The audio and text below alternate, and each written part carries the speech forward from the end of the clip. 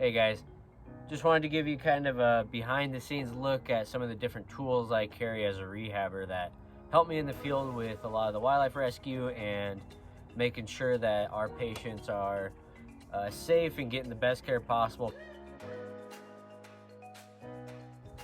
Alright, so I'm just going to move through these items kind of one by one, give you a walkthrough of them. Again, this is just a behind the scenes look at what I carry in my vehicle to help me out with my job. This is in no way a DIY video. If you are not a licensed rehabilitator, leave the animal care, leave the rescue up to the professionals. There is some stuff you guys can do, and I'll kind of walk you through that as we go. So I'll start just right up here in front with the gloves. Different glove sizes, different thicknesses for the different animals that you're going to encounter. These are really only good for about rodent size. I would use them on. Maybe these guys for the squirrels, only because the fingers are so fat, and when my fingers are in there, it gives a lot of space on the sides there, and that's purposeful so that when the squirrel comes in to bite my finger, their mouth is so little they can't get past this little flap here, so they're not even biting down on your finger. So that's important there. I always use them, mammals especially. You can also use them on the birds if you want, especially the mergansers and stuff with the serrated bills. So these screwdrivers are next, and they are just to kind of symbolize that we use a lot of just basic hand tools, crowbars, hammers, screwdrivers, getting animals out of little different places, air conditioning units, getting them out of cars if they're stuck in people's hoods, or maybe they let them out inside their car. Hand tools are up there as far as some of the most useful tools that we have. Another PPE item here is the safety glasses. So these are useful with animals that can typically stab at you. So herons, gulls, cormorants, some mergansers, grebes, stuff like that. Just as an extra layer of protection. Typically you should never be having to put your face that close to the animal as is, especially if you don't have a second person there to restrain and kind of hold the mouth or whatever that you're doing. But they do come in handy, as well as kind of what I was talking about with those hand tools and power tools. If I'm using drills and saws and stuff getting animals out, I'll always throw those on as well. Alright, next item here is the snake hook and the snake tongs. These are used exclusively on the snakes, and really only the rattlesnakes up here is what I use them on. And that's because that's the only venomous animal I have. And so when I'm pulling them out of window wells or garages, or maybe just moving them off a trail, I can pick them up and then keep them at that 3-foot distance, which is a safe distance to be. They can't strike me. Typically, kind of a good rule to follow is they can strike about a third of their body length, maybe a little bit more. So keeping them away. But other than the rattlesnakes, everybody else I just handle with my hands. They're not going to hurt, really. Their teeth are so small that if they bite me, they can bite me if they want. So, and the snake hook here, I found that the snake hook is pretty much used exclusively as just a control device. After I have the snake already in my hand, I can keep the back half over here and keep that front half through here, and then kind of control them, and just moving short distances or moving them into the snake bucket here that we'll go over in a second. So, but good to have, always good to have.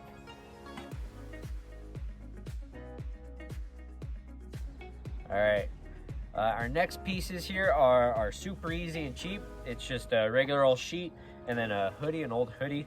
And so these are useful really for catching a lot of different animals, especially when it comes to the waterfowl, the pelicans, geese, ducks, the animals that can run, because you can just kind of run up behind them and throw it over them and then get control real quick, and then kind of move them into your transport container. If I have a goose and I just wrapped it up, I can put it into the crate, and then I automatically have lining in that cage as well. So it's kind of a two-fold double-edged sword there. Jackets, same exact thing with the jackets. I just typically use these more in the winter time, just as, especially if I'm transporting out of the mountains or maybe from like eastern Will County, just because I want to keep them a little bit more insulated. Even as I'm blasting my heater and putting hand warmers and whatever else on them, I want to give them all the warmth I can. All right, next item here today is going to be the catch pole. And so you see these typically in a lot of movies with animal control officers using them and stuff. I use them pretty rarely. It's really only the adult raccoons, the adult coyotes and foxes, not even foxes really, just the bigger adults. And it just helps me get a little control. And then kind of the same thing as the snake tongs is I can put this over the animal and cinch it up just a little bit and then kind of walk them over to the crate or whatever transport container I'm using. So it doesn't have to be violent. And I said that this wasn't a DIY video, and it's certainly not. But I do see a lot of people using these wrong. So if you are an animal professional and have the right to use one of these, make sure you put the head and one of the legs in, so you're not just putting a noose on the animal. You want to kind of, get it up there so you don't want to hurt them by restraint is not meant to be comfortable, but by no means should it be injuring or causing pain to the animal either. So make sure you're using this correctly. If you have to use it at all, it rarely comes out of the trunk of my car. So, all right, the next time I want to go over is just some rope. This is just climbing rope, but I typically use it for some water rescue stuff, helping to get maybe control a kayak or something going cross stream. It also is helpful for reuniting baby birds in high nests, because if it's the right situation, I can kind of rig a pulley system up and pull up supplies or pull up the baby or whatever after I've kind of secured the top, secured where the nest is, and gotten myself up there. So again, not super common, but I do carry it. It has come in use enough times to carry it. Next item here is actually going to be a net. I'm going to take this protective sheath off. You kind of just unroll it.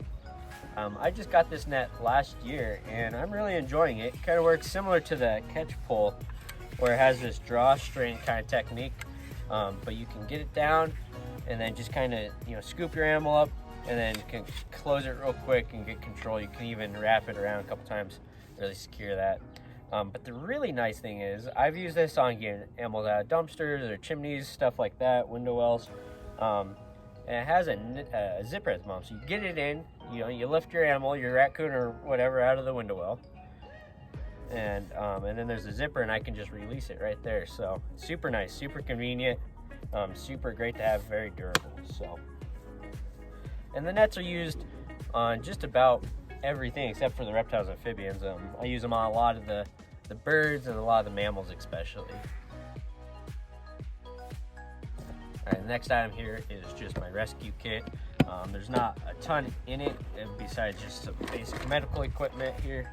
I also do have some wire clippers. I have bolt cutters and stuff in the bottom here, just to help remove any fishing line, maybe kite string, fishing hooks, stuff like that. So otherwise, this is just a medical kit. Just kind of helps me stabilize the animal as I'm preparing them for transport, if it's needed. A lot of times they just need to go in a nice quiet box. All right, guys, now I'm going to talk about the transport containers, and these are all going to kind of be grouped together, but I wanted to pull this one out special because it is very unique and has come in handy more times than I can count. And this snake bucket here is just a 5-gallon bucket, but it does have a screw-on lid here, and then you can put a pillowcase, whatever else down there. And then when you put a rattlesnake or whatever, bull snake, whatever you're transporting, you can screw the lid back on, and then you have a nice secure transport container that he won't get out if you tip it over, or won't get bit through the pillowcase, something like that. And then the other super cool thing about this is it really helps provide for my safety, because we can use this all just with either snake hooks or snake tongs. And it was designed, the guy that designed this made it that way, so that you didn't have to get in that strike zone with that snake. So, I can put the bucket here, I can put the snake in, and then I can even get the lid on. And it's just plain and simple, super safe. So I carry this everywhere I go. I also carry a variety of different transport containers with me besides the snake bucket. Just depending on the size of the animal, the type of animal, and how injured or sick they are is going to kind of depend on what I use it for. So this one obviously is going to be your squirrels, your raccoons, some of your raccoons I should say, your ducks and stuff like that. You'll need a bigger crate for the bigger animals, coyotes, big raccoons, the herons and elk and stuff like that. Obviously I'm not putting in anything like this, but this is here. I also have these for, you know, mice and different small rodents. These come in very handy for the babies, whether it's mammals or birds. So I carry a knitted nest in here made out of fleece, and then I can put them in here and it stays upright easily. I can kind of control it depending on what kind of natural history I'm trying to mimic. And then I also just carry a shoebox here and a plastic kind of container that I put some screening on for air holes.